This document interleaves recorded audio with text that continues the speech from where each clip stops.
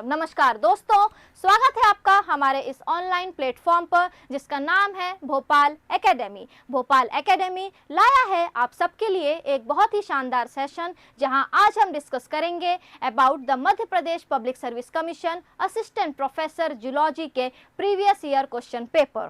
पिछले सेशन में हमने 1 से लेके 100 तक के क्वेश्चन डिस्कस कर लिए थे और आज हम डिस्कस करेंगे 100 to 150 क्वेश्चन। तो चलिए हम हमारे 100 to 150 क्वेश्चन आज यहाँ हम स्टार्ट करते हैं। अपने 101 क्वेश्चन में चलते हैं अपन, और इसमें बोला गया है which fluid is found in the epithelial membranous labyrinth. ठीक है, तो 4 ऑप्शंस है। ऑप्शन नंबर 1 है cystolymph, option number B otolymph, option C perilymph and option D is endolymph. ठीक है, so the correct option is endolymph. ठीक है, और एंडोलिम्फ क्या होता है? ये एक मतलब फ्लूइड होता है जो कि हमारे इनर ईयर में प्रेजेंट होता है और इसका काम होता है, इसके 2 काम है, एक होगा मतलब हियरिंग और दूसरा होगा बैलेंस। ठीक है, तो इसका करेक्ट ऑप्शन है अपना option number 4। Moving to next question 102.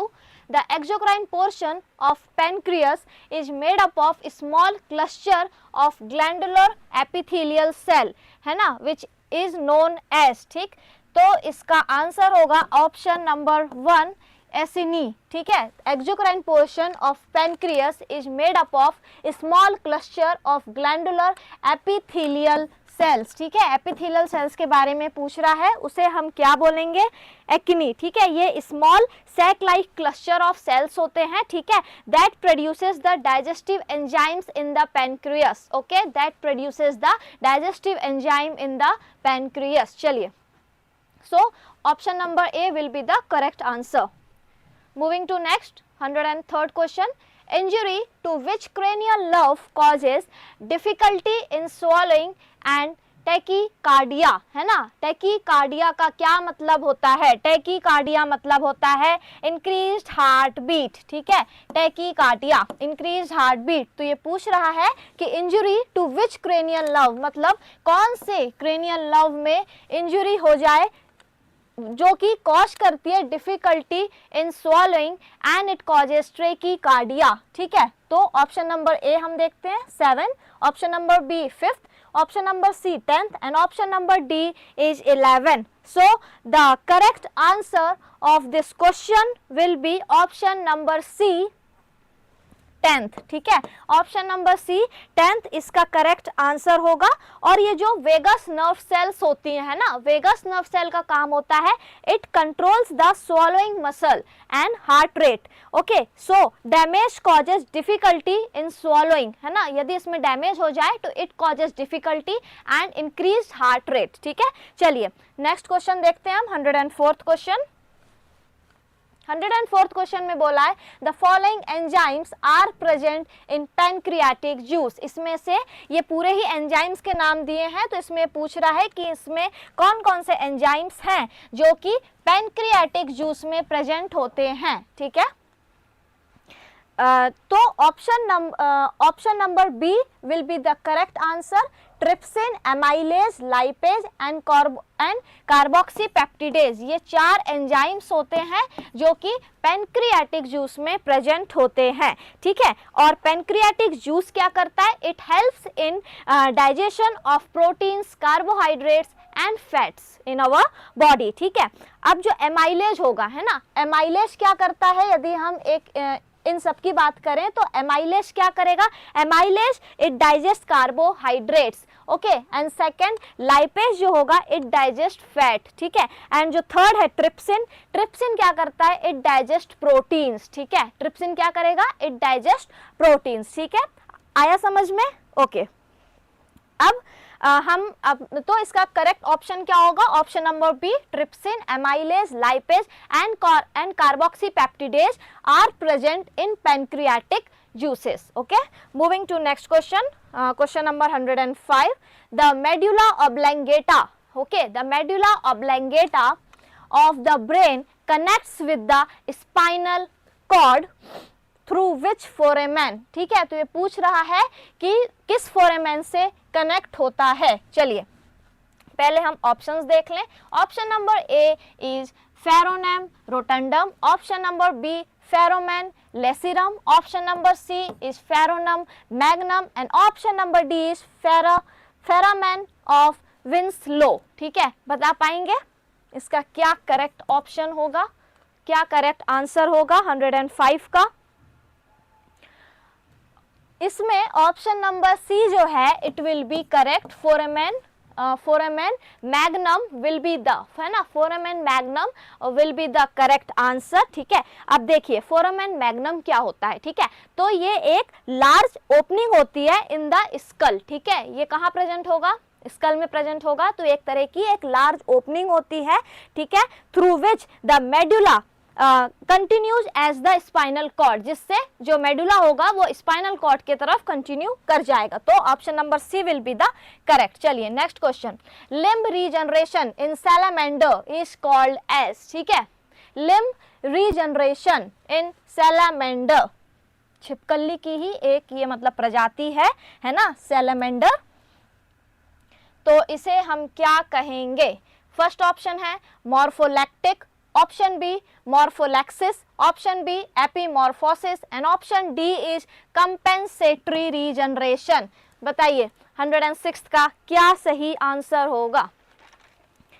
So the correct answer will be option number C, एपीमॉर्फोसिस। ठीक है, एपीमॉर्फोसिस will be the correct answer। और एपीमॉर्फोसिस क्या होता है? It is the regeneration where new cells grow and differentiate। ठीक है, जो नए सेल्स होंगे वो ग्रो करेंगे एंड देन डिफरेंशिएट करेंगे to form the lost body parts. ठीक है, सैलामेंडर, छिपकली। ठीक है, तो कौन सा ऑप्शन करेक्ट है इसमें? The option C will be the correct answer, epimorphosis. चलिए next question, which part of the chick embryo consisted of blood island? ठीक है, which part of chick embryo consisted of blood island, है ना। तो options देखते हैं, area opaca, area pellucida, area vitelline and primitive streak. So option number C will be the correct answer, area vitelline, है ना, area vitelline will be the correct. इसमें क्या होगा? Blood is land form in the area vitelline and later develops into blood vessels and the blood cells। ठीक है, तो इसलिए option number C will be the correct answer. Moving to next, what do you mean by cavitation? ठीक है, ये पूछ रहा है कि कैविटेशन क्या होता है, what do you mean by cavitation? Option number A formation of pulp cavity, option number B formation of amniotic cavity, option number C development of archenteron and option number D is the formation of pleural cavity. ठीक है, चार option दिया है, अब वो पूछ रहा है तो 108 का सही ऑप्शन है, formation of amniotic cavity is known as cavitation. ठीक है, एमनियोटिक, सो कैविएशन क्या होगा? It is the process where a cavity forms inside the developing embryo. एक तरह की कैविटी होती है जो कि डेवलपिंग एम्ब्रियो के अंदर प्रेजेंट रहती है। ठीक है, उसे हम क्या बोलेंगे? कैविटेशन। चलिए नेक्स्ट 109th क्वेश्चन की तरफ हम बात करें, विच of the following animal has placenta? पूछ रहा है कि इसमें से कौन से एनिमल के पास प्लासेंटा प्रेजेंट होगा। First option Peripatus, second option Salpa, third Macropus, D is all of the above. ठीक है, किसके पास प्लासेंटा प्रेजेंट होगा? ठीक है, मैक्रोपस। ओके, ये क्या है मैडम? ये मैक्रोपस, भैया इसका नाम है कंगारू। ठीक है, अब तो सुना होगा। तो कंगारू का ही जो साइंटिफिक नेम है या फिर मतलब जूलॉजिकल नेम है वो है मैक्रोपस। ठीक है, तो इसमें प्लासेंटा प्रेजेंट रहेगा। सो मैक्रोपस क्या है? Macropus it is a mammal, है ना। कंगारू क्या है? ये एक मैमल है and mammals have a placenta. ठीक है, सारे ही मैमल्स के पास क्या होगा? प्लासेंटा प्रेजेंट होगा। So the correct option will be option number C, Macropus. चलिए next question, what is called the ability of embryonic tissue to respond to thyroid hormone during metamorphosis? ठीक है, first option competence, second primary induction, third is imprinting, and fourth is determination. So the correct option will be option number A, competence. ठीक है, competence क्या होता है? It is the ability of a tissue, है ना? It is the ability of a tissue to respond to a specific signal or hormone. It is the ability of a tissue to perform to a specific signal or hormone को हम क्या कहेंगे? Competence. ठीक है? So the correct option will be competence is the ability of embryonic tissue to respond to thyroid hormone during metamorphosis. चलिए next question की बात करें. Question number 111. Which of the following is commonly nicknamed as the grand old man of the intestine? Grand old man of the intestine किसको बोला गया है? ठीक है, grand old man of the intestine बोला गया है ऑप्शन नंबर बी, गियार्डिया को क्या बोलते हैं अपन? Grand old man of the intestine. ठीक है, ये क्या होता है गियार्डिया? ये एक तरह का कॉमन इंटेस्टाइनल पैरासाइट होता है जो कि वर्ल्ड वाइड पाया जाता है, इसलिए हम इसको क्या बोलते हैं? Grand old man. ठीक है, चलिए next. By which parasite filariasis और एलिफेंटियासिस ऑकर? बहुत ही फेवरेट क्वेश्चन है. जितने भी पीएससी के क्वेश्चन मतलब जितने भी एमपीपीएससी के पेपर्स हैं, है ना, उसमें ये क्वेश्चन पूछेगा और नीट में भी ये क्वेश्चन पूछता है. ये फेवरेट क्वेश्चन तो मैंने बता ही दिया आपको. ठीक है, एलिफेंटियासिस, तो ये हमें बनना ही चाहिए ये क्वेश्चन. ठीक है, तो 112 का यदि हम ऑप्शन देखें तो option number A is the right answer. Wuchereria bancrofti, है ना, it is a parasite that causes, क्या कॉज करेगा? फिलारियासिस. ठीक है, सो एलिफेंटियासिस, है ना, एलिफेंटियासिस का मतलब समझते हैं? हाथी पांव. ठीक है, पांव हाथी की तरह फूल जाना, उसको हम क्या कहेंगे? एलिफेंटियासिस. ठीक है, चलिए, सो the correct option will be option number A. Next, which have cellular grade and tissue organ type grade of body organization? इसमें से कौन से हैं जिसमें टिश्यू ग्रेड और organ grade of body organisation पाया जाएगा? सो ऑप्शन नंबर ए में अभी जब हम फाइलम्स पढ़ेंगे तब आपको ये चीजें क्लियर होंगी कि स्पंजेस में और सिलेंट्रेट्स में tissue grade and cellular grade of body organisation पाया जाएगा. So option number A will be the correct answer.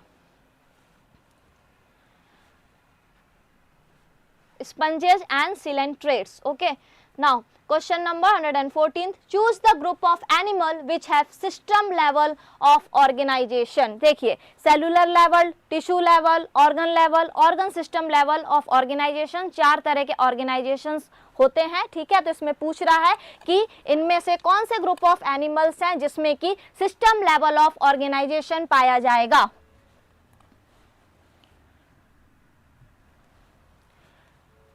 चार ऑप्शंस दिए हुए हैं. ठीक है, so the correct answer will be option number D. Enchytraeus and Owenia में कौन से लेवल ऑफ ऑर्गेनाइजेशन होगा? They have system level of body organization. Okay, और ये होते हैं दे आर हायर एनिमल्स, है ना. ये हायर एनिमल्स देखिए, एक होते हैं लोअर एनिमल्स और दूसरे होंगे हायर एनिमल्स. तो ये किसके अंदर आएंगे? ये आएंगे हायर एनिमल्स के अंदर. इन्हें हम ग्रुप करके रखते हैं. ठीक है, और they have organ system level of body organisation. इसलिए ये जो ऑप्शन है ये बिल्कुल सही मैच कर रहा है. ये जो ग्रुप ऑफ एनिमल है ये बिल्कुल सही मैच कर रहा है. They have organ system level of body organisation. So the correct option will be option number D. Who defined species as a population of interbreeding individual? है ना, ये पूछ रहा है कि who defined species. ओके, चलिए पहले हम ऑप्शन देखें. Option number A Mayr, option number D Cuvier, option number C Darwin and option number D is Michael Adanson. ठीक है, तो ये पूछ रहा है कि हु डिफाइंड स्पीशीज, है ना, as a population of interbreeding individual. So the correct option will be option number A. Mayr will be the right answer. Mayr ने ही डिफाइन किया था स्पीशीज को. उनने क्या डेफिनेशन दी थी स्पीशीज की? की species, it is a population of interbreeding individual. ठीक है, चलिए, so first option mayor in 1942 में इनने ये डेफिनेशन दी थी, इसलिए यहाँ पे लिखा है 1942। ठीक है,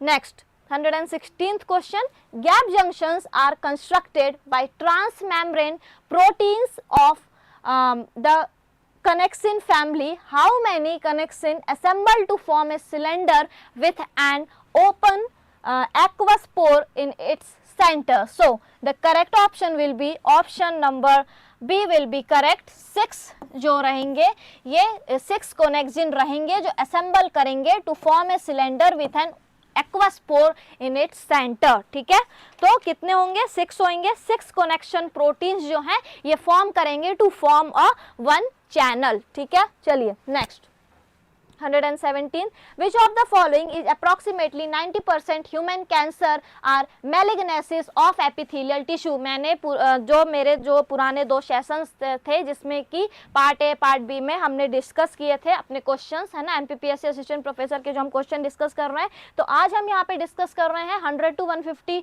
क्वेश्चंस, है ना, 100 to 150 क्वेश्चंस के बारे में हम यहाँ बात कर रहे हैं। जब हमने 1 से लेके 50 तक के क्वेश्चंस के बारे में बात किया था तब भी कैंसर से रिलेटेड आपके पेपर में आए थे क्वेश्चन। जब हमने 50 to 100 भी बात किया तब भी कैंसर से रिलेटेड आया था, और जब मैं सिलेबस मैं आपको समझा रही थी तब भी मैंने बोला था कि कैंसर बहुत ही इंपॉर्टेंट है और इससे क्वेश्चन बनता ही बनता है। ठीक है, चलिए, ये भी क्वेश्चन उसी से है, कैंसर से ही है संबंधित।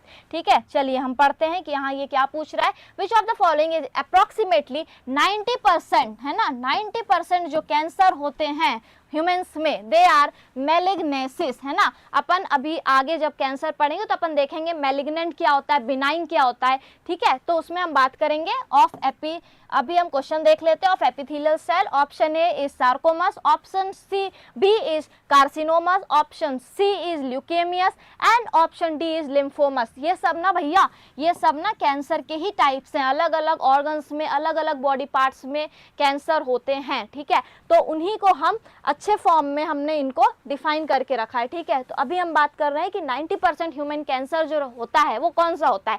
सो option number B will be the right answer कि कार्सिनोमा जो है ये सबसे ज्यादा पाया जाने वाला कैंसर है इंसानों में। ठीक है, और it is the most common cancer and carcinoma जो होता है it arises from epithelial tissue. So the correct option will be option number B will be the correct carcinoma, क्योंकि इसने एपिथेलियल सेल्स से पूछा था कि कौन अराइज होता है।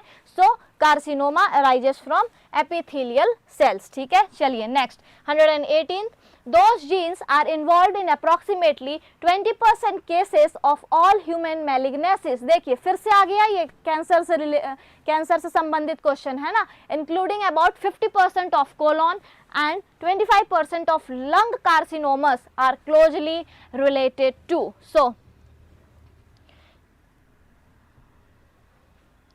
3 ऑप्शंस दिए हैं, है ना, एंड 4th है all of the above.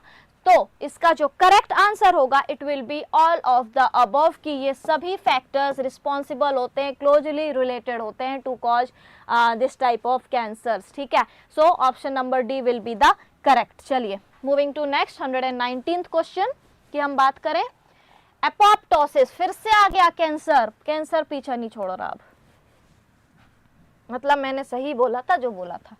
Apoptosis, ठीक है, क्या होता है एपोप्टोसिस? सेल डेथ, या फिर हम बोलते हैं इसे प्रोग्राम्ड सेल डेथ को हम क्या कहेंगे? एपोप्टोसिस। ठीक है, चलिए, apoptosis appears to be involved in which neurodegenerative disease, है ना, ये कहाँ पे इन्वॉल्व होता है, किस न्यूरोडिजेनरेटिव डिजीज में इन्वॉल्व होता है? पहला ऑप्शन है एल्जाइमर, सेकंड है Parkinson, third will be Huntington disease and 4th will be all of the above। So the correct option will be option number D। ये सभी में होंगे। Apoptosis appears to be involved in which neurodegenerative disease, तो सारे diseases में ये देखने को मिलेंगे। ठीक है, तो option number D will be correct answer। चलिए moving to next 120th question की हम बात करें। Blood contains a group of soluble proteins that binds to pathogens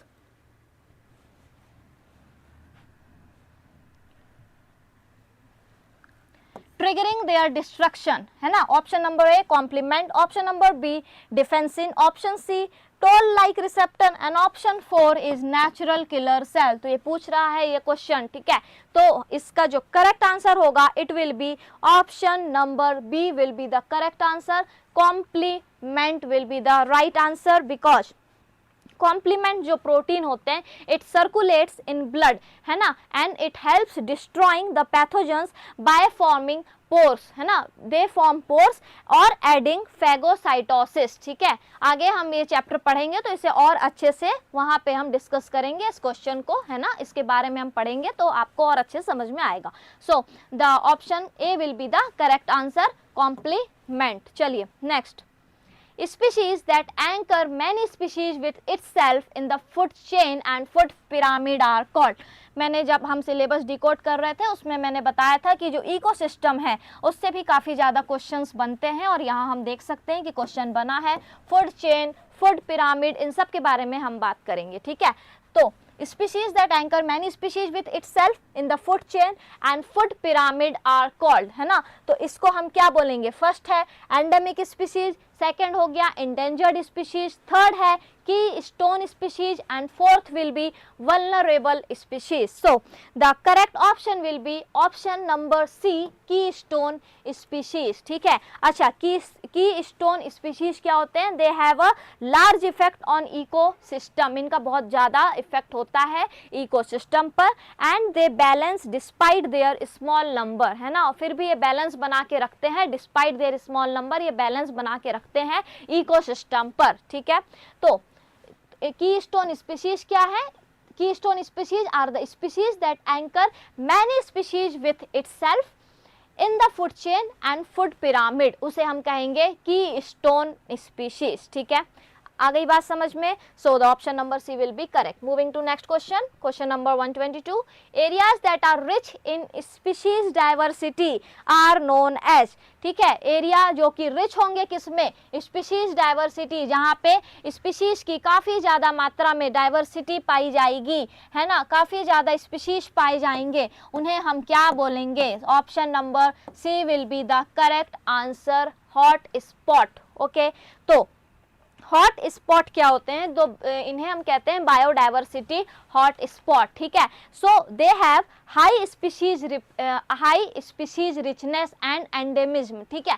तो option number C will be the correct answer. Moving to next, the unit of living organism interacting with their non living environment is known as, ये तो सबको बनना चाहिए ये answer, बता पाएंगे, gas करिए, सोचिए थोड़ा। The unit of living organism interacting, यहाँ देखिए दो चीज़ की बात कर रहा है, लिविंग ऑर्गेनिज्म और नॉन लिविंग इन्वायरमेंट, है ना। लिविंग ऑर्गेनिज्म माने ह्यूमन बींग्स हो गए, प्लांट्स हो गए, एनिमल्स हो गए, और नॉन लिविंग क्या हुआ, एयर, वाटर, ठीक है। Environment in an orderly self sufficient manner is known as, इसको हमने क्या बोला है, it is known as, first option है ecotone, second ecological system, third option territory and fourth is niche. So the correct option will be ecological system. इन सब को हम क्या बोलेंगे, इन सब को कहेंगे इकोलॉजिकल सिस्टम, ठीक है। चलिए नेक्स्ट, 124, द बायोजियोकेमिकल साइकिल, है ना, बायोजियोकेमिकल साइकिल के बारे में बात कर रहा है, are heavily influenced by this system, की जो बायोजियोकेमिकल साइकिल है वो किस उस पे, मतलब हेविली इन्फ्लुएंस, है ना, किससे सबसे ज़्यादा इन्फ्लुएंस होता है, ठीक है। चार ऑप्शंस देखें, option number A semi arid and non seasonal nature of desert ecosystem, option number B arid and seasonal nature of desert ecosystem, option number C tropical and seasonal nature of desert ecosystem, and option number D is subtropical and non-seasonal nature of desert ecosystem. So the correct option, बिल्कुल direct question है, इसका हम correct option देखें तो option number B will be correct. Arid and seasonal nature जो रहेगा ये काफ़ी ज़्यादा इन्फ्लुएंस करता है इकोसिस्टम को, है ना। तो option number B arid and seasonal nature of desert ecosystem influences heavily influence the ecosystem, है ना, बायोजियोकेमिकल के आधार पर। चलिए, so option number B will be correct. The national river conservation plan, है ना, NRCP was launched in which year. तो ये पूछ रहा है कि NRCP कौन से ईयर में लॉन्च किया गया। चलिए हम ऑप्शंस देखते हैं।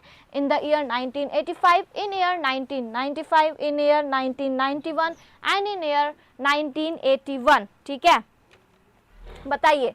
तो करेक्ट ऑप्शन है इसका, NRCP को 1995 में लॉन्च किया गया था। ठीक है, NRCP वाज स्टार्टेड इन 1995 और इसका क्या काम है, to conserve the polluted rivers in India. जितने भी पॉल्यूटेड रिवर्स हैं उनको बचाने के लिए, उन्हें नॉन पॉल्यूटेड करने के लिए NRCP काम कर रही है। ठीक है, और इसे लॉन्च किया गया था 1995 में for the conservation of reverse, ठीक है, ऑफ इंडिया। चलिए next, the protein disulphide isomerase PDI which catalyzes the oxidation of free sulfhydryl SH group on cysteine to form disulfide SS bond is mainly located in which of the following organelle। तो ये पूछ रहा है कि कौन से ऑर्गेनील में है ये प्रेजेंट। सो चलिए हम देखते हैं। It is present in endoplasmic reticulum. Cell जो है ना आपका चैप्टर सेल स्ट्रक्चर, उससे भी बहुत क्वेश्चंस बनते हैं पेपर में। हम यहाँ भी देख सकते हैं कि टैक्सोनॉमी से भी बहुत क्वेश्चंस बने हैं, इकोसिस्टम से बने हैं, कैंसर से रिलेटेड काफ़ी ज़्यादा क्वेश्चंस हैं, है ना। अपन माइटोसिस की बात करें, मियोसिस की बात करें, DNA, RNA, तो यही सभी क्या हैं, इम्पॉर्टेंट हैं आपके यूनिट्स। ठीक है, तो option B will be the correct answer. Next, moving to next 127th question. Which of the following are conserved DNA sequence present at 10 region and 35 region of bacterial promoter? है ना, जब हम इस चैप्टर के बारे में बात करेंगे तो आपको और अच्छे से समझ में आएगा। अभी मैं इसका आंसर आपको बता दूं कि इसका जो करेक्ट आंसर है it will be option number C will be the correct answer. TAT, AAT and TT, GACA जो है ये इनको क्या करेंगे, are conserve DNA sequence present at 10th region and 35 region of bacterial promoter. ठीक है, तो जो ये सीक्वेंस है ना, ये जो 10th रीजन, 35 रीजन और ये जो हमने सीक्वेंस देखी, ये दोनों सीक्वेंसेस क्या करेंगे, it helps the RNA polymerase, है ना, ये RNA पॉलीमरेज को हेल्प करते हैं to recognise where transcription should start, की ट्रांसक्रिप्शन कहाँ शुरू होना चाहिए, उसको रिकॉग्नाइज कौन करेगा। TAT, AAT and TT, GACA will recognise where the transcription will start. ठीक है, चलिए नेक्स्ट देखते हैं हम question number 128। Who has given the term plasmalemma in cell membrane theory, है ना। देखिए मैंने अभी बोला था कि सेल से काफी क्वेश्चंस बनने की संभावना है और यहाँ उन्होंने बना दिया।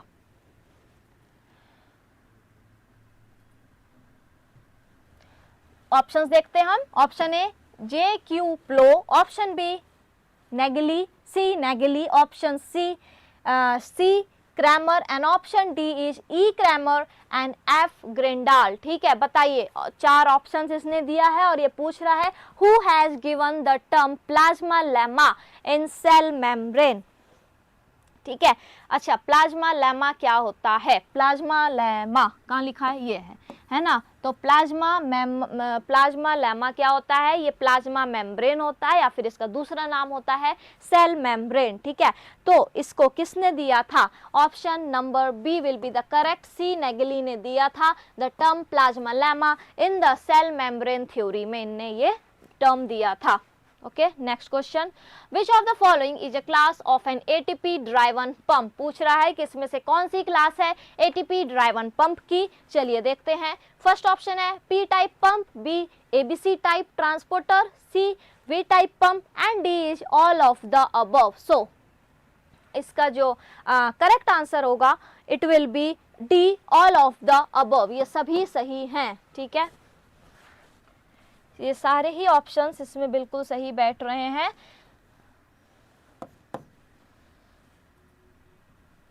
A, B, C, D ये सभी ऑप्शंस इसमें सही है। ठीक है, so the correct option will be all of the above. Next question, which of the following cell division, फिर पूछ लिया इसने सेल डिवीजन, है ना। Which of the following cell division contributes to the diversification of gametes, A है mitosis, B meiosis, C A and B, and option D will be none of the above. बताइए which type of cell division contributes to the diversification of gametes, so the answer will be option number B, meiosis। ठीक है, चलिए meiosis क्या है, meiosis क्या करते हैं, it causes crossing over, है ना, एंड इंडिपेंडेंट असॉर्टमेंट। ठीक है, तो this processes create genetic variation in gametes. तो ये क्या करते हैं, ये जेनेटिक वेरिएशंस करते हैं कहाँ पे, गैमीट्स में। ठीक है, so option number B will be the correct answer. Moving to next question number 131, systematic study on mutation was conducted by Morgan in, इनने कब कंडक्ट, रुक गई थी, इनने कब कंडक्ट किया था। सो फोर्थ ऑप्शन है 1910, 1810, 2000 and 1938। So the correct option of 131 will be option number ए। 1910 में इनने systematic study on mutation conduct की थी मॉर्गन ने। ठीक है, so the option A will be correct, 1910। Next question 132, in classification of mutation under the dominance relationship mutant alleles में भी चार ऑप्शंस दिया है ना। चलिए हम पहले ऑप्शन देखते हैं, sometimes dominant, most often recessive, third option है ओकेजनली कोडोमिनेंट, एंड फोर्थ है all of the above.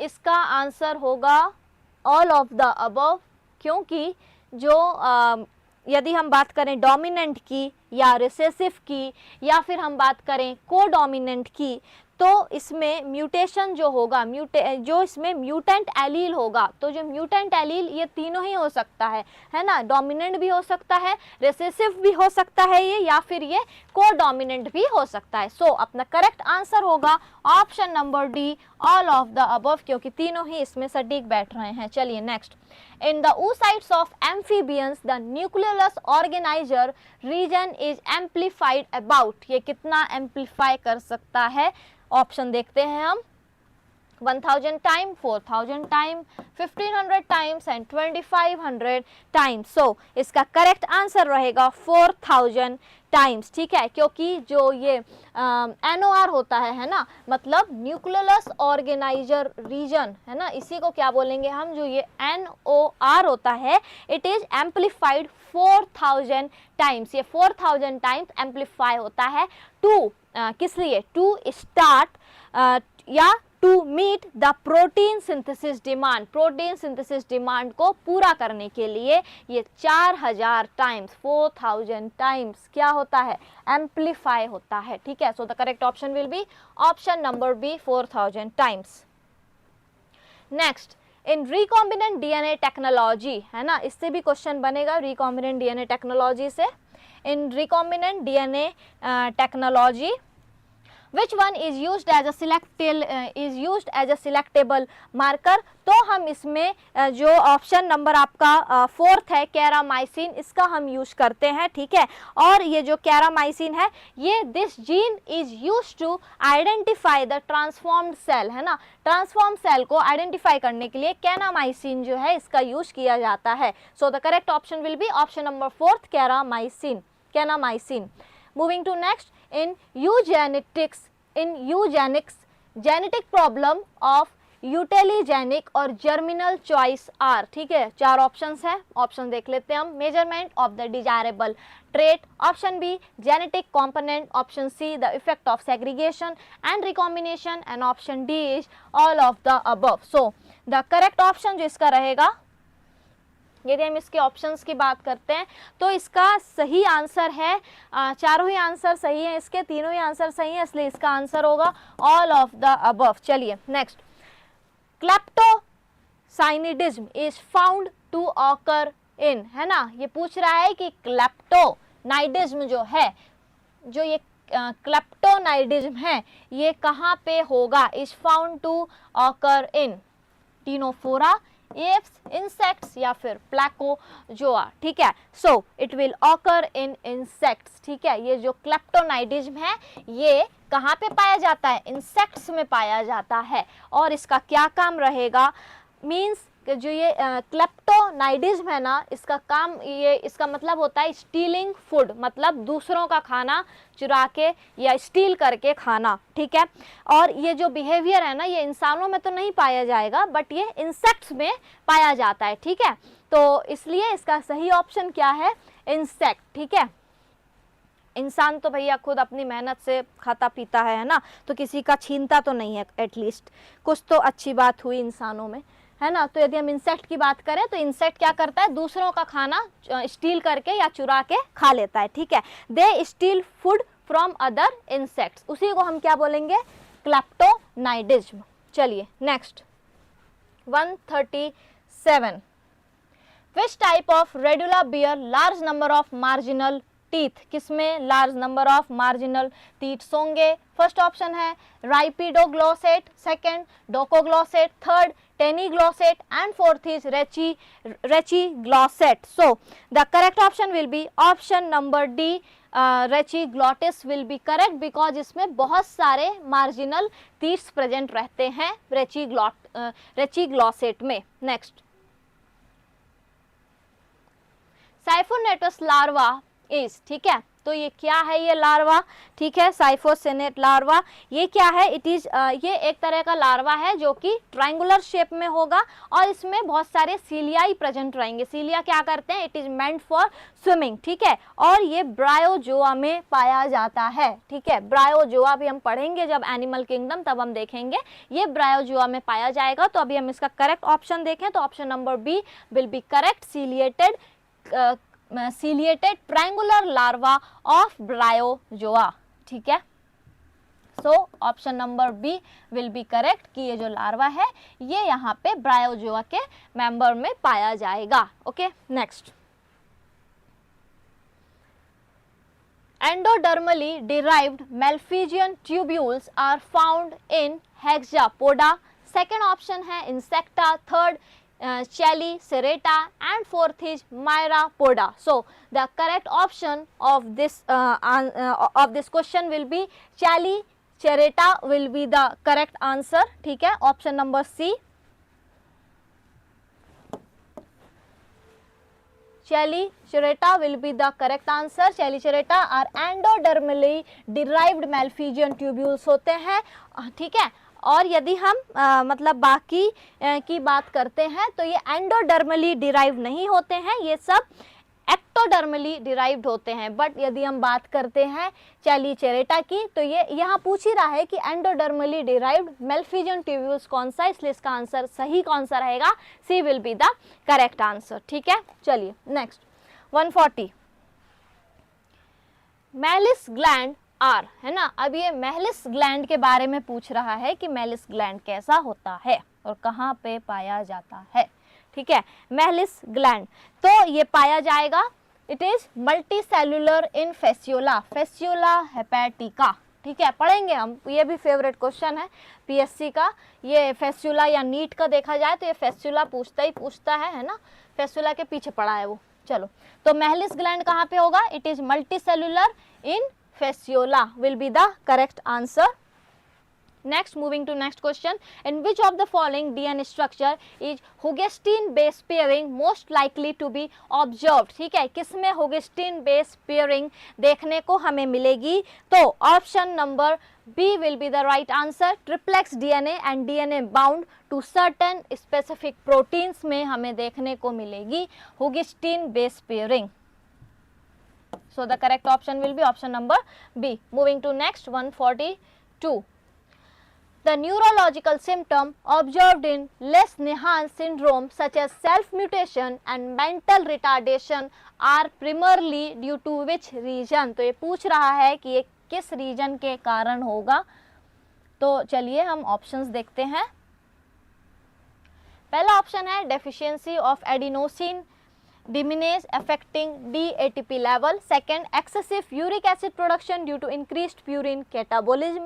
C, defective hypoxanthine guanine phosphorybase transferase causing PRPP accumulation, and fourth is deficiency of ribonucleotide reductase affecting the DNA synthesis. So the correct option will be option number C will be the correct. ठीक है, option number सी जो है defective hypoxanthine guanine फॉस्फोराइब्लेस transferase है ना, HGPT causing PRPP accumulation will be the right answer. C will be correct. Which enzyme class is primarily involved in the conversion of pyruvate and oxaloacetate into their respective amino acids alanine and aspartic acid? क्या होगा इसका सही answer? So the correct answer will be option number C, transaminase है ना, transaminase जो है वो इसका सही आंसर है, करेक्ट ऑप्शन है कि ट्रांसमिनेज एंजाइम की एक क्लास है जो कि primarily इन्वॉल्व रहती है in the conversion of pyruvate and oxaloacetate into the, है ना, into the respective amino acid alanine and aspartate. चलिए, तो option number C is the right answer.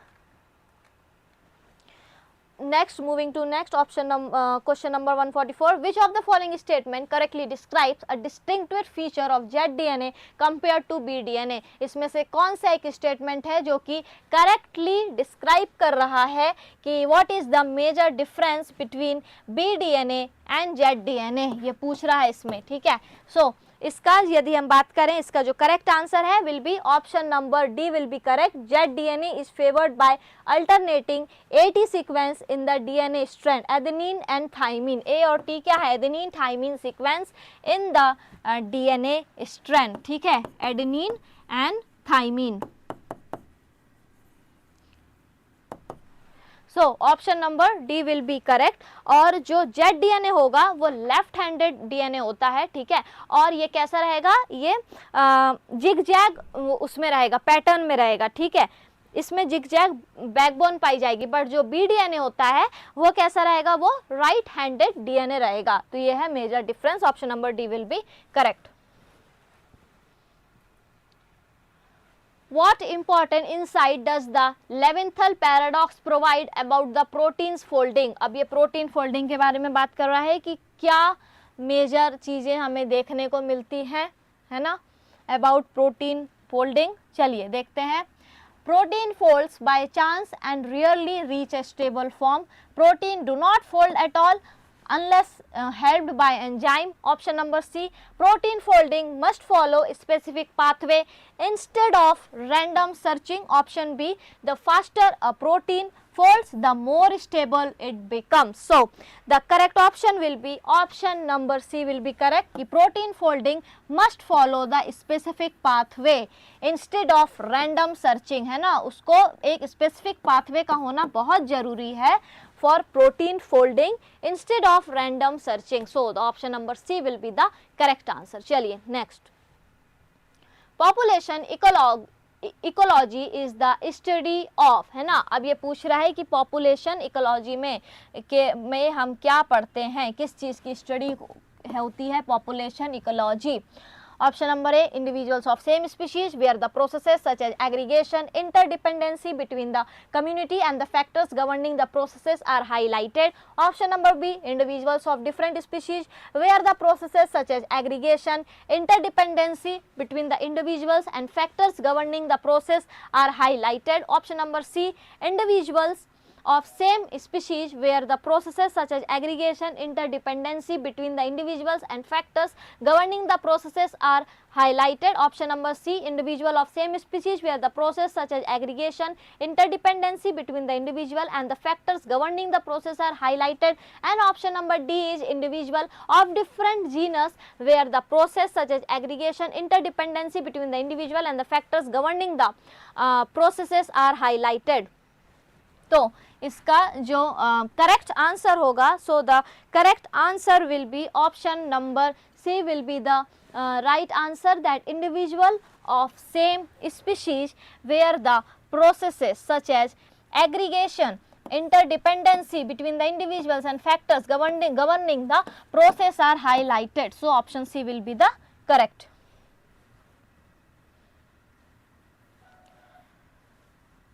Next question, when the pre-reproductive and reproductive age groups become more or less equal in size, ठीक है, becomes more or less equal in size and the post reproductive group remains the smallest, then these result is. अब ये population के जो chapter है ना, उसमें से ये क्वेश्चन लिया गया है ना, जिसमें हम एज पिरामिड उन सब की बात करेंगे जब हम आगे अपने सेशन में देखेंगे, जब हम इस चैप्टर में पहुंचेंगे तो हम इसके बारे में बात करेंगे, ठीक है। तो अभी आप ये समझ लीजिए कि इसका जो सही आंसर होगा it will be option number A will be the right answer, कि बेल्ट शेप्ड स्ट्रक्चर होगा एंड स्टेबल पॉपुलेशन होगा, ठीक है। स्टेबल पॉपुलेशन का मतलब birth rate is equal to death rate, है ना, and population size remains stable. इसमें पॉपुलेशन साइज क्या रहेगी, इट रिमेन्स स्टेबल, है ना, बेल शेप्ड स्ट्रक्चर बनाएगा ये, तो population size stable, option number A will be correct. Who propose the term biotic potential to designate the maximum reproductive power? चार options हैं, Verhulst 1838, Graham 1952, Chapman 1928 and D is Harper 1969। तो ये पूछ रहा है कि बायोटिक जो पोटेंशियल है वो किसने दी थी? So the biotic potential was given by option number A, Verhulst ने 1938 में बायोटिक पोटेंशियल दिया था to designate the maximum reproductive power, ठीक है। चलिए, तो ऑप्शन नंबर ए करेक्ट है। नेक्स्ट है the term density dependence with reference to population dynamics was coined by, ठीक है। तो किसने क्वाइन किया था the term density dependence with reference to population size? देखते हैं, पहला ऑप्शन है LR clerk, PF वर्ल्हल्स, HS Smith and Arthur and Wilson in 1967. So the correct option will be option number C, HS Smith ने ये दिया था। Density dependence term इनने दी थी with reference to population genetics, okay. then moving to our last question number 150, find the odd one out with respect to in situ conservation। मैंने बोला था कि कंजर्वेशन से भी क्वेश्चंस आएंगे, है ना। इसमें जो गवर्नमेंट है वो बहुत इसमें ध्यान दे रही है to conserve the animal, to conserve the nature, to conserve flora and fauna. तो उससे क्वेश्चन आता ही आता है और ज़रूरी भी है हमारे नेचर को कंजर्व करना। हम लोग कंजर्व नहीं करेंगे तो और कौन कंजर्व करेगा, ठीक है। तो इसलिए ये क्वेश्चन भी पूछा गया है यहाँ पे। इसमें से ऑड वन आउट पूछ रहा है with respect to in situ conservation. मैं आपको बता दूं कि दो तरह के कंजर्वेशंस होते हैं, एक होता है इन सिटू कंजर्वेशन और एक होता है एक्स सिटू कंजर्वेशन। इन सिटू कंजर्वेशन का मतलब होता है इनसाइड देयर नेचुरल हैबिटेट, है ना, इनसाइड देयर नेचुरल हैबिटेट। और एक्स सिटू का होता है मतलब आउटसाइड देयर नेचुरल हैबिटेट, ठीक है। एनिमल्स को फ्लोरा फौना को कंजर्व करना आउटसाइड देयर नेचुरल हैबिटेट। इसमें अब ये समझ में आया, इन सिटू एक्स सिटू कंजर्वेशन, है ना। तो अब हम इसमें देखेंगे ऑप्शन नंबर ए है हमारा biosphere reserve, option number B national park, option number C biodiversity hotspot and option number D is the zoological park, ठीक है। तो इसमें हमें क्या पूछ रहा है क्वेश्चन में, in situ conservation, find out the one out with respect to in situ conservation, है ना। इन सिटू कंजर्वेशन का मतलब मैंने अभी आपको समझा दिया है कि इन सिटू कंजर्वेशन क्या होता है, ठीक है। तो जो इसमें यदि हम ऑप्शंस देखते हैं, जो बायोस्फीयर रिजर्व्स हैं, नेशनल पार्क्स हैं और जो बायोडाइवर्सिटी हॉट स्पॉट्स हैं, ये सब क्या है, ये सब इन सिटू कंजर्वेशन हैं, ठीक है। कि इनका कंजर्वेशन कहाँ हो रहा है, inside the natural habitat, inside there natural habitat, protecting species in their natural habitat. और यदि हम जूलॉजिकल पार्क की बात करते हैं तो they are a part of ex situ conservation. तो ये ऑड वन आउट है। इसने पूछा था इन सिटू कंजर्वेशन कौन से हैं, तो ये तीनों ही इन सिटू कंजर्वेशन है। दो जो जूलॉजिकल पार्क है ये आएगा अपना एक्स सिटू कंजर्वेशन में। तो यहाँ हमने अपने पूरे 150 क्वेश्चंस हमने डिस्कस कर लिया है ना। 3 सेशंस में ये क्वेश्चन डिस्कस हुए हैं। फर्स्ट सेशन जो था हमारा उसमें हमने फर्स्ट से लेके 50 क्वेश्चन डिस्कस किए थे, नेक्स्ट में 50 to 100, और आज हमने डिस्कस किया है 100 to 150। Thank you.